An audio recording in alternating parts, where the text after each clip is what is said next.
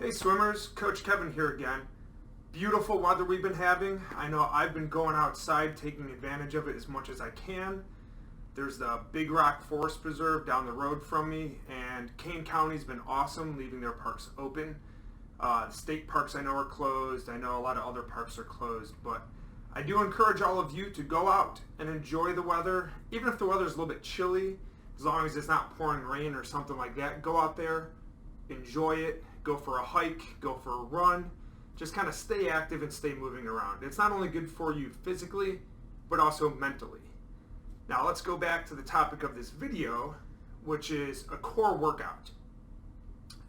Last video we did an extended warm-up, and after that I like to do some core work, do some other exercises, and then burn out the core at the end of the workout.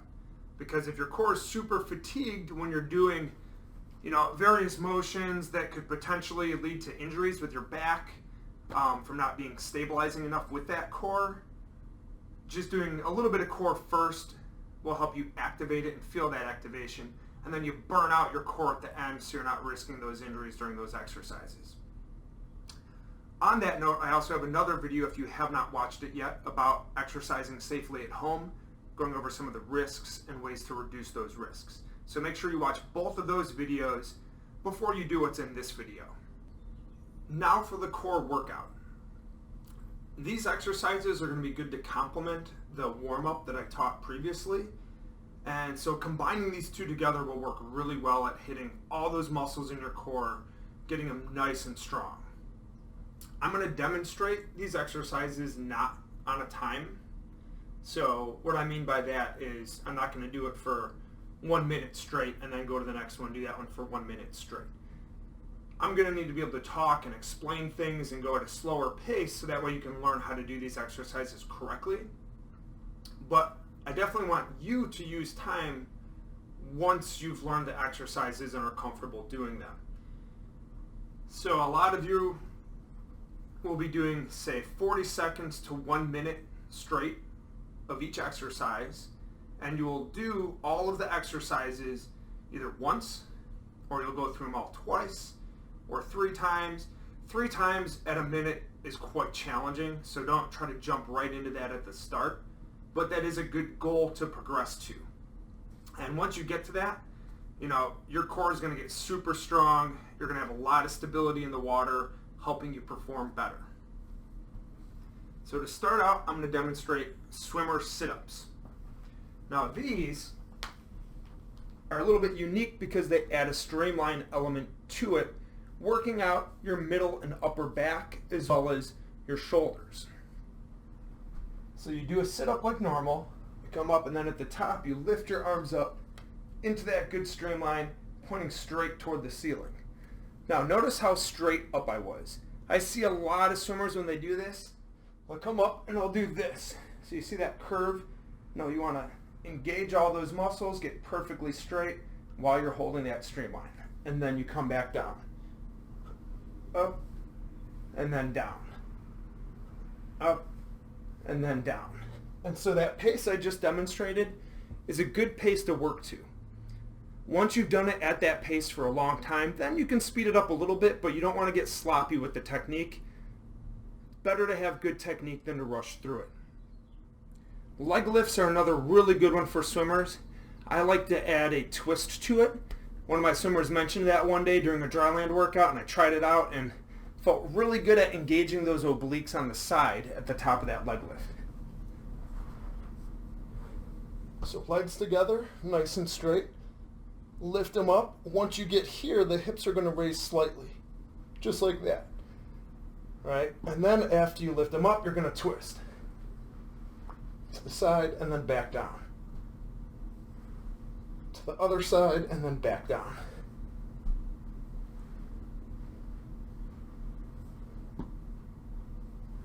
And now notice my legs stay fairly straight and they just about touch the ground at the bottom, and then they come back up. That's another really important part to those leg lifts, engaging those hip flexors at the bottom position, making you really strong when you're nice and long like you will be when you're swimming. Side planks are also great. And with side planks, There's a few variations. If you're first getting started, you can always use your leg to help you support yourself up vertically right here. And you always want to have that straight line. Now, as you get more advanced, I like to literally stack my feet, and that helps me hold that perfectly straight position, stacking one shoulder on the other, one hip on top of the other, just like that. Now let me show you from the other angle. So this way, keeping yourself straight, like that. Oftentimes when I see people spread their legs, they tend to tilt a little bit. So if you can, it helps to put your leg on top of the other. Also even lifting your arm up to help you get that stacked position of your shoulders and your hips. The part that we're going to add to it that makes this really effective with that rotational movement when you swim is just rotating our torso by bringing our arm down and underneath, dipping our shoulder, and then coming back up. Down and up. And you always want to make sure you do that on both sides and keep it balanced out. Front planks, I like to add some dynamic movements into those as well. I mean, when we're swimming, we're constantly moving around. We do hold that tight streamline, but that's not the hardest part when we have to engage our core. Series, and I'll do this one from the side as well. You're going to hold that front plank like this. Again, nice straight line from your shoulders down to your ankles.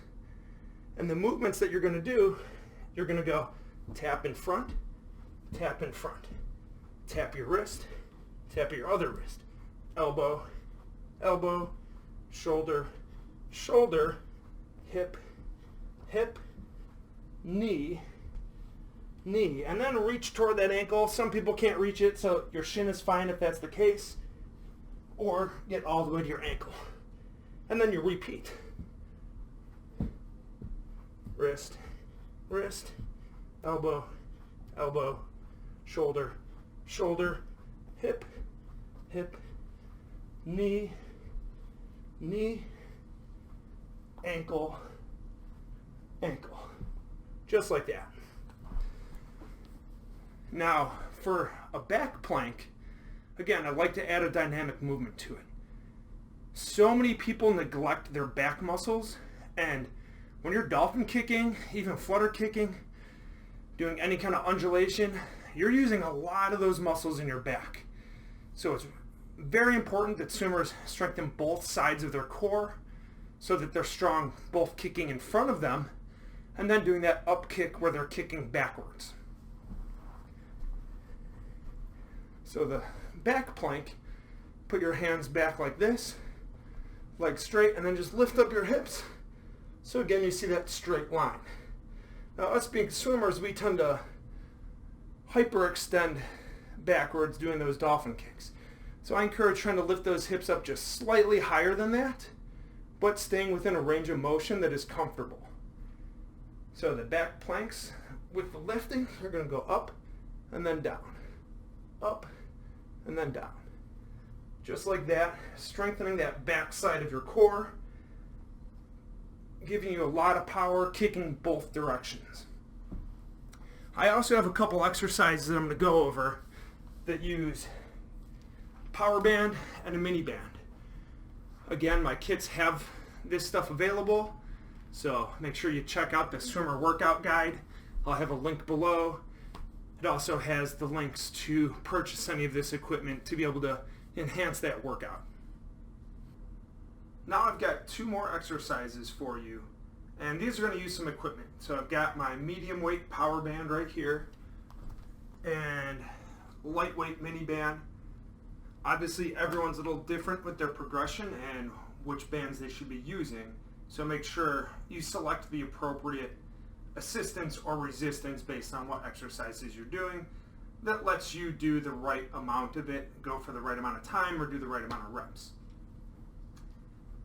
So inchworms are really good for swimmers. You know, I used to have swimmers doing laps around the pool deck, doing inchworms, crab walks, those kind of things. And there's a type of inchworm that I really like, but it's also very challenging. And so the power band makes it easier to do, and then progress into getting good at it eventually without the power bands. So you loop so you can stand on it with both feet, going right through the middle. All right, maybe you can see it a little better if I step like this. You see it in between my feet. And then from here, you're going to do an inchworm, keeping it in your hands. And that's just going to help bring yourself back up after extending really far forward. Because we're going to be walking our hands over our heads, getting as long as we can while staying in control and stable. So my hands go forward, making that inchworm, reaching way overhead, getting nice and long. And then I'm going to slowly walk my hands back. I want you to notice how I took a lot of small little steps with my hands, really making the most out of those movements for that inchworm. And this is going to make me strong across my body, especially in those positions that swimmers use, grabbing that water from far up in front of them and then pulling it back. And these ones I recommend starting out just doing them as a certain number of reps instead of doing it for a period of time. Then when you get good at it, you can start thinking more about using it time-based instead of rep-based. And the second exercise are glute bridges. And again, that's going to help strengthen that back side of your body, making you strong every time you kick backwards, as well as just stabilizing, reducing some risks of injury. There's a couple variations that I like. I'm going to start out with the easier one. And this is where a lot of you are going to start at. You're going to take the band and you're going to wrap it just above your knees, pulling your legs together. And this is going to help strengthen the muscles that keep your legs straight.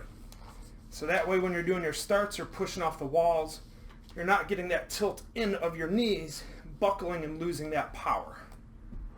So with the glute bridge, it's similar to a sit-up position. Shoulders back on the ground, and then you just lift your hips up to at least that straight line, if not a little bit higher, and then back down. But again, always use range of motion that is comfortable. Don't push yourself too far with any of these. Up and then down. And then, for those of you who are very fit and you want to make it really challenging, we can put these on your feet. And we can do a single leg glute bridge using the band to increase that resistance, making it much harder. A progression into this would be just the single leg glute bridge without the band.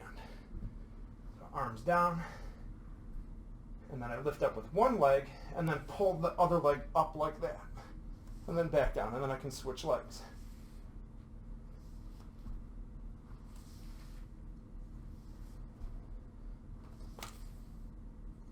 And sometimes the bands shift.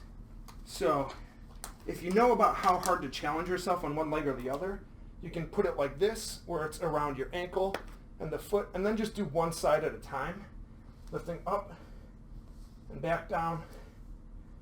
And then you can switch sides with the band looped accordingly under your foot and around your ankle.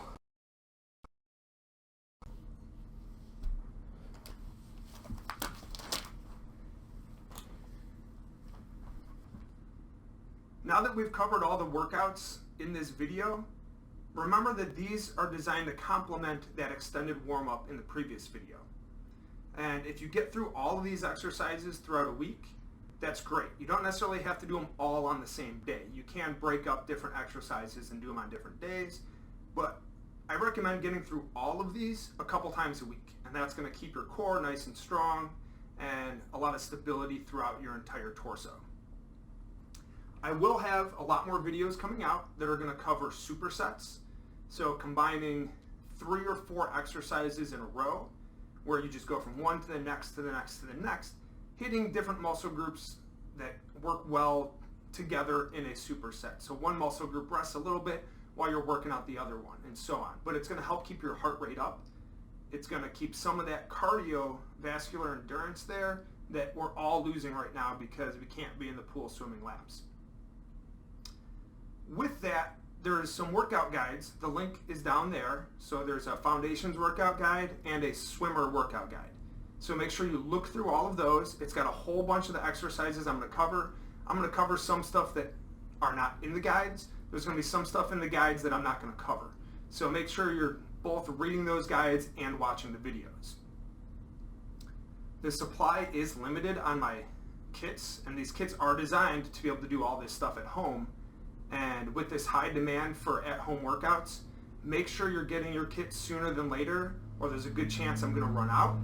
And then there's going to be a month or 6 weeks before I fully restock and can get those back out to everyone. So, like all my videos, if you like something that you've learned here, click that like button below. If there's information here you think someone else is going to benefit from learning, share it with them. Click the share, send it Facebook, text message, however you want to get it to them. I would really appreciate that. Additionally, subscribe and you'll keep getting updates on these new videos that come out. Have a good day and get strong.